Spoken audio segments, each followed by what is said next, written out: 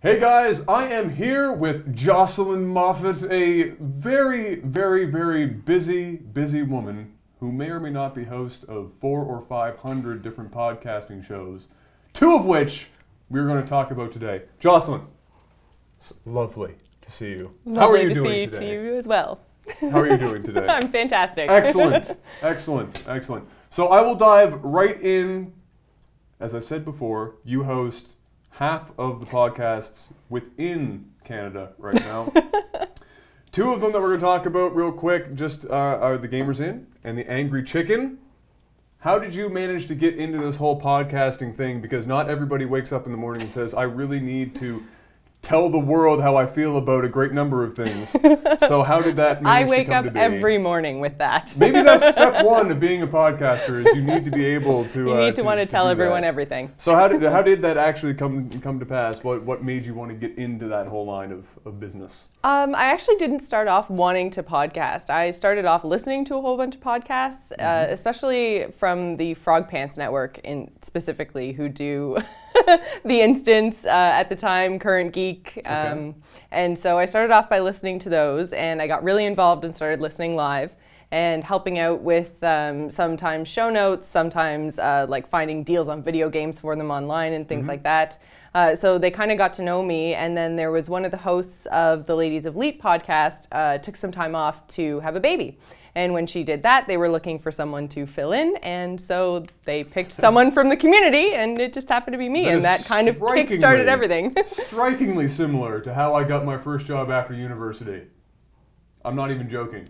I actually did a Met Leave fill-in, so that's actually exactly how that happened. Except mine was a Met Leave fill-in for somebody who was filling in for somebody's Met Leave. So it was like this really like meta kind of gig. Now you've actually done a fairly substantial, given the length of these podcasts, which are, what, they're like 2 hours, are they on average, or 1 hour, 2 hours? The Gamers Inn runs about an hour, hour and a half, and Angry Chicken is always 2 hours. We try to keep it down, but it just doesn't work. It never happens. You get going, you just never stop talking. I have the same problem. You're 100 episodes in. That's pretty spectacular.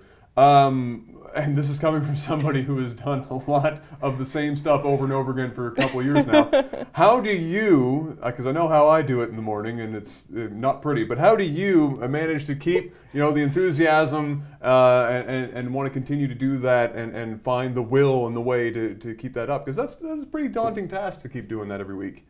It is. It's quite difficult. I find with Gamers Inn, it's really great because we're talking about something different every single week. So where we cover all different video games, all genres, we don't really kind of pigeonhole ourselves into any one thing, with the exception of WoW. I've been a little WoW heavy over the last year, but generally we cover all genres and everything that's going on in the industry. So the industry almost does it for us. We're just such big fans of video games that we absolutely love everything that's going on and just want to talk about everything. So it actually makes that one pretty easy. Well, that's good. That's good. Now, to be more technical here, how fancy does one have to be in order to be a podcaster? Meaning, if you were to let everybody out there at home know just what it takes to be a podcaster, and I'm not just talking equipment, but just in general, like what are the commitments that are to be made, those suggestions for that, but then also just in general, what in terms of what kind of tech to use, what do you usually use for these shows? Well, it really depends if you want to do audio or video. I mean, first off, Ryan and I, who's my co-host on Gamers Inn, we started off with audio only. So doing audio only is pretty easy because really all you need is a good mic. And you spend the $100, you get a good mic, and then you sit down and you talk to your friend for an hour, which is really what it feels like. It's super easy. Before cell phones and texting, it's what you did every couple of days on a thing called a landline. Except now you get to do it for fun. So that's pretty awesome. So what does it take in terms of the person? We've already talked about the fact that it can be a little difficult having to talk about something new every single week, or digging up the stuff to talk about every single week. So how do you go about doing that? What is your routine in order to do that, and what do you suggest other people try and do to make that as easy as possible? Well, we use Google Docs, so we have I guess it's not Excel, whatever the Google version of Excel is. We use that, and we have a sheet that we make up every week. We have a template that just says, like, these are the sections of our show. Ryan and I both know what we need to bring to the show. I use Twitter as my way to kind of keep up with things. So throughout the week, I'm just constantly watching the news and kind of favoriting anything that I find on Twitter that might be worth talking about on the show.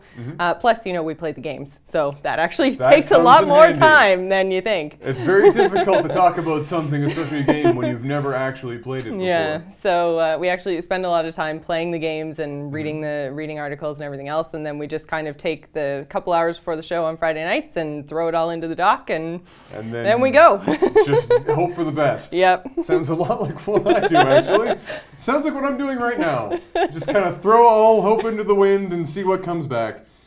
So I'm being told here on this wonderful white piece of paper in front of me that we are to talk about something that has been a bit polarizing for myself as of late, and that's Hearthstone. You just did on Angry Chicken, which by the name and the sounds of what I'm supposed to be asking right now is probably a podcast dedicated to discussing game balance and or things in games that you may or may not be on board with. Yes. Is that like an accurate assumption? Bang on. Who knew what that could have meant? So how did that go over, and what is you can give your own take. I've just guessed at it, but what is your take on what Angry Chicken is supposed to be and what it's supposed to accomplish? Basically what we do with Angry Chicken, it's myself, Garrett Weinzierl, and Willie Dills Gregory from The Instance, and we talk every week about whatever's going on in Hearthstone, which they have been awesome so far, because it's like every week they're just like, we're changing the game again. It needs to happen. It's still Blizzard's beta. Yes. So yeah, no, it's been really great. So we have usually a fairly substantial news section, and then we talk about our crazy games. So the things that we've done through the week that have just been absolutely insane, like the card combos and the losing. There are many. Yeah, just our big losses, our big wins. All our legendary plays, stuff like that. Okay. We get a lot of listener mail, so that's always really fun to hear everybody else's crazy game stories, because they're always way crazier than ours. Well, of course, there's a larger pool to pull from than just two people, right? You start opening it up to the masses, and somebody's done something foolish. That's good. How did the Angry Chicken come to be? Was this just like a thing that you were probably talking about something on another podcast and said, this could take its entire, this whole thing could be its own podcast? And is that how it pretty much came to be? Pretty much. Garrett and I were talking for a long time saying, like, because I'm part of his network, and so we've been talking for a long time saying, oh yeah, we should do something together, and then we're like, oh, well, I really like Hearthstone. Do you like Hearthstone? Oh my God, I had to cancel a show because I talked about too much Hearthstone. So we just were like, we should talk about Hearthstone. And it was literally the fastest thing I've ever done. We had from, we should do a podcast about Hearthstone, to actually our first episode of Angry Chicken was about a week and a half. Overlays, music, bumpers, everything. That's not bad. It was crazy. That's pretty good. That's pretty good. So now, the next question is heated topics. I already know because I played the game myself. The latest patch that just came out, which previous to this interview we already discussed briefly before our producer Yazid said, shh, save it for the show. The latest patch was kind of crazy. A lot was changed. There was like 10 card changes. There was a lot that went on there, but what were some of the most, including that patch, what were some of the more like hot topics, the stuff that really got the fires burning talking about Hearthstone? Definitely hero choice. Oh, really? Yeah. Is that just because you're like, I'm a hipster, so I have to be druid, or you just want to easy mode it, so you're just playing mage and using Alexstrasza and killing people with pyroblast? Like, is that what it was? No, actually, none of us really play a mage. Garrett's more of a shaman. Dills, he kind of goes between. Actually, I don't even know what Dills plays all the time. Sometimes he's a warlock. Sometimes he just kind of experiments with everything. Like me. I have a deck for every single hero or champion, and that's he plays every single day. So he's constantly like trying to change with the meta and everything else, and I'm just like, yeah. So and then I play hunter, which for a while there with the one-turn kill thing with the hunters. Yeah, absolutely. Oh yeah, and then they totally ruined that. They did, but they're bringing it back. Well, kind of. A little bit. Kind of. So, I will say, personally, just to talk about Hearthstone a little bit longer, ever so slightly, is that my biggest love for this latest patch is that Pyroblast finally got changed to 10 mana. Now, lots of people could be watching this and have never played Hearthstone in their life, and they're saying, what does that even mean? Nothing to me. Not a single in one, out the other. All you need to know is that it took my blood pressure from here and brought it down to here. That's all you need to know, because it was, I mean, the Hunter was bad with what you were just discussing. The Warrior's bad. And the Warrior was pretty bad, although the latest patch also kind of helped with that. But those were like kind of rare situations to set up. The Mage could do it in every single game without fail. Even if you had no idea what you were doing, you could play it completely inefficiently and still win against anything. It was kind of foolish. Now, the next one that I'm hoping for, I'll tell you, as a hunter, I will say, is the last thing for the wrap-up for this Hearthstone thing, is that I hope for your sake that they change the buzzard back to 2/2, because a 2/1 buzzard is ridiculous, especially against a mage. Against a mage, but not only that, with priests still keeping their cleric as a 1/3 card draw is just foolish. Again, lots of people at home just zinging over the head, and that's okay. That's okay. Someday you two might know what's going on. I have the closing question, as always. How do people reach you? Tell us all of your social media things. Where can they find out about all of these 15 million podcasts you do? And where can they find out how to listen to you rant and rave about podcasting? Balance changes. I almost completed that entire question without messing up. So close. But yes, how do they get a hold of you so they can listen to all this awesome stuff? Best way is Twitter. I'm at GIS Gamer, so anytime I stream, anytime I go live on a podcast, I always tweet it out. So GIS Gamer on Twitter is the best way to find me. Also, I stream on Twitch, again with GIS Gamer, and all the shows I do are on the amove.tv network. Excellent. Many places. Pick one. All the places. Pick one. It will likely lead you to the other, but pick one, and I'm sure it will all be good. I'm gonna break form for a second. Hey, producer, do we have time for an optional question right now? I'm on peripheral vision. What do you got? Yes or no? No?